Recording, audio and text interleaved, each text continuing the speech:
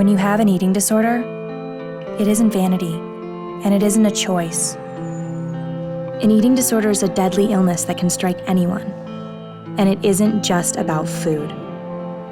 Since I was 17 to the present day, I've really struggled with my eating disorder. I would wake up every morning and tell myself today is going to be different.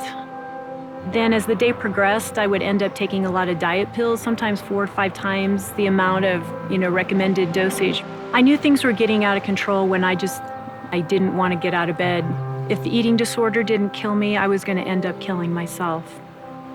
The first time that I knew I was really ready to recover from my eating disorder was when I went to ERC. I have really, with the help of ERC, been able to find what I value, the things that I hold dear. I'm learning to love life. I'm engaged in my family's life. I have more than the eating disorder could ever give to me.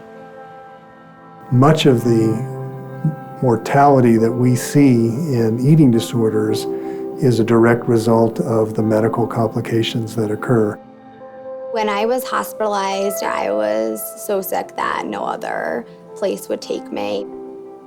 I was in liver failure, heart failure, kidney failure, my lung collapsed. I was on a feeding tube, couldn't walk, but the eating disorder was so important to me that, restricting was still what I felt I needed to do. I had reached out to ERC hoping for a miracle. I really was hoping for a miracle, and I got my miracle.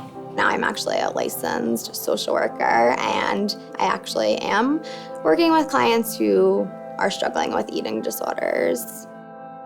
When families often say, I want my child back, you don't. You want the new and improved version, the one that matured through this experience. And to see a life sort of, in many ways, take the burden of this disease turned over and actually used as a stepping stone to move forward in life. Our son Cole was diagnosed with anorexia nervosa at the age of 12. Cole mentioned his behaviors with restricting food and purging.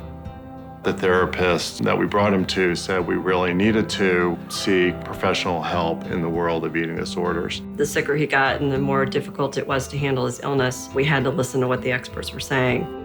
And once we put that trust in Eating Recovery Center, the game changed because all of a sudden Cole and his eating disorder were no longer in control.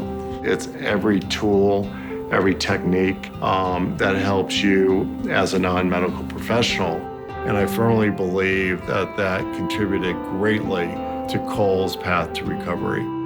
There is no question in my mind that on a daily basis, we save lives.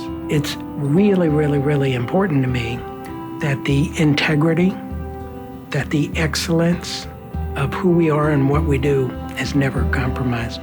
Based in Denver, Colorado, Eating Recovery Center's family of facilities has comprehensive treatment programs supporting patients nationwide. Eating disorders are a serious behavioral and mental disease. It is important to seek help from medical experts immediately if you or a loved one is suffering.